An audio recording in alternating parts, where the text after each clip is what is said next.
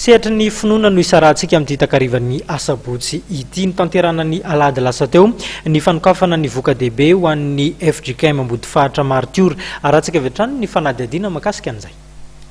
Indroa miataona ny voka-dehibe ho an'ny Fiangonana FJKM Ambodifahitra Martiora satria misy ny fanokafana ary misy ny famaranana.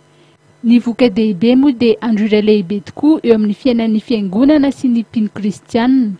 Andro iray atokan'ny mpianakavin'ny finoana mba hisaorana an'Andriamanitra noho ny fanambinana noraisina.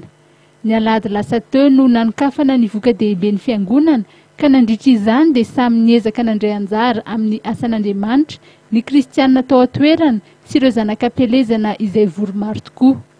Ny tenin'Andriamanitra notoren'ny mpitandrina dia nalaina tao amin'ny epistily nosoratan'ny Joda izay niresaka indrindra ny tokony hitandremana noho ny fisian'ireo mpaminany santoka araka izay voalaza ao amin'ny epistily io.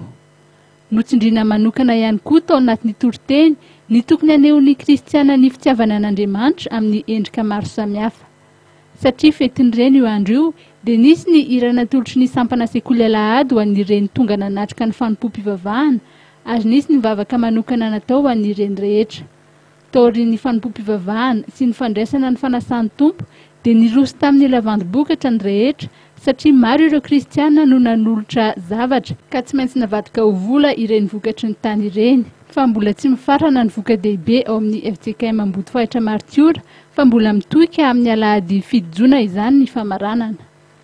Amafisina fa amin'ny alahady ho avy zao, alahady fa fito ny volana jona no famaranana ny voka-dehibe ny fiangonana FJKM Ambodifahitra Martiora. Fantatra fa maro tamintsika zanakam-peleza ny FJKM Ambodifahitra Martiora no tsy afaka nanatrika ny fotoana tamin'ity androandroany ity noho ny antony maro samihafa.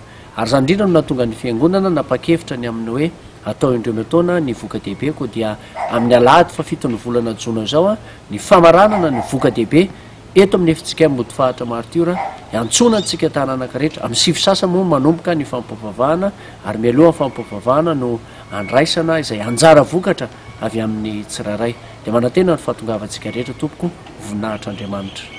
Mbola maro moa ireo taranaka izay tsy mbola nahefa ny anjara vokatra. Mandritra ity volana jona ity ihany koa dia mikarakara hetsika maro ny fiangonana FJKM Ambodifahitra Martiora amin'ny fanamboarana ny ankan'ny fiangonana satria tokony hifindra ao amin'izany ankany izany ny mpitandrina mianakavy amin'ny volana Jolay.